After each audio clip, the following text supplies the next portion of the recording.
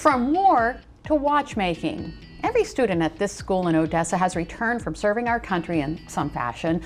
They're now learning to master a craft that many would consider mechanical art.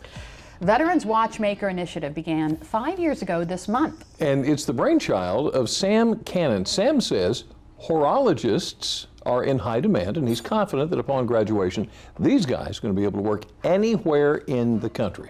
Delmarva Life's Katie Zerilli takes us up north so that we can see the larger-than-life impact this school is making on veterans from all over. Former troops forging time. For me, I find it therapeutic. These are the students of the Veterans Watchmaker Initiative in Odessa. We push hard, and our goal here is to have them be as perfect as they can, strive for perfection, settle for excellence. Founder Sam Cannon was first a Baltimore cop and later fell in love with horology.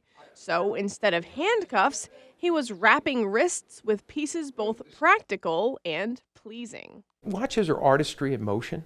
In the end, there's nothing quite to make a statement as a watch that's mechanical. To hear that ticking, it's very personal. And being able to create these clicking compositions is a sacred skill, one that Sam desired to share with those who've served. This is something I could give back, and there's not many people who are willing to do it or can do it. And I was in a position where I could do both. He says it so simply, but it was work. Finding and renovating a building and getting the necessary equipment. You wouldn't believe what most of this is worth. All of it donated. This organization owes no one a nickel. Sam refused to relent on his objective of offering this to veterans, especially those disabled, for free. You get over the fact that people tell you you're crazy and that this has got to be some kind of scam because you take no money and they get to go for free. How does this happen if they get to go for free? Well, it's a lot of begging, and it's okay. And you beg enough, they finally give you some money and you go away. He even secured a salary for senior instructor Don Morton. If you asked my family, they would have said, "Don, teaching?" And they just guttural laugh because they never thought I'd be that type of person. But there's something about horology that just gets me excited, and I want to pass that on. Don was in the Air Force for 10 years and then had a full-time career in industrial maintenance. His wonder for watches began when he was handed down his great-grandfather's pocket watch. He was a member of Sam's first ever class here at the Veterans Watchmaker Initiative and hasn't looked back. I fell in love with watches as I started working on them, especially the old watches. I've always been mechanically minded and loved how everything worked together. So I was super excited to be in the class. Current student Eric Preciado echoes that excitement. This is probably one of the best things that's happened to me in the 28 years of my life, and I wouldn't give it up for anything. An 8-year Navy vet, he credits this keepsake from his wife for his passion for timepieces.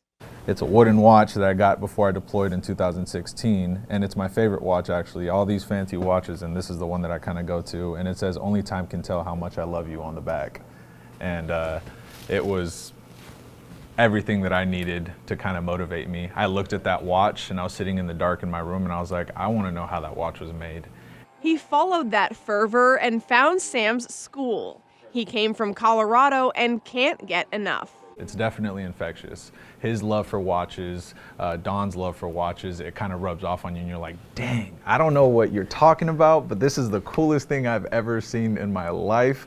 And now I want to talk like you talk. Eric's on track to graduate next fall and has a job that's very likely lined up. But how he's benefiting extends far beyond building a career. But what it's done for me personally is the rehabilitation. Me going to behavioral health therapy for PTSD, me talking to the VA about, getting my feet cleared up.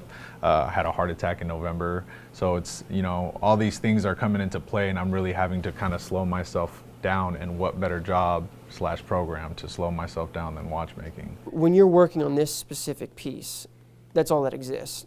Not trying to get super deep, but it's like your mortality doesn't exist. You're just there. There's not even a universe. It's you in that piece. 5-year Navy veteran Cameron Garish moved here from Maine. To have someone willing to take a chance on you, it means the world to me. especially having tried, say, several different schools and, being told, hey, it's cool that you've done all that, you're not good enough, but then have someone say, like, you do have value. It's so easy to see that Sam believes that with his whole heart. There has to be someone that has to fight for these guys and gals. And maybe in my small way, that's what I'm doing. Talk about having a hand in their healing. These guys and gals, they get shook up by the system, and by restoring their dignity of purpose and realize that they can actually do something, control their own life, that's big for them. And knowing they'll continue his craft is all he needs in return. Their thank you to me is to go back home and excel as a watchmaker for the rest of their lives. For me, that's all it's about. Because watchmaking's been very, very good to me. And it's just my way of giving back. And so, as for their future, time truly will tell. Now, Sam receives between 30 and 40 applications a month from veterans who want in. For those seriously interested, he puts them through a number of dexterity tests. So, of course, our very own Katie Zerilli took one of the tests, and guess what? Sam said she may very well have a future as a horologist. A horologist. How about that? How about that? That's pretty cool. Phew.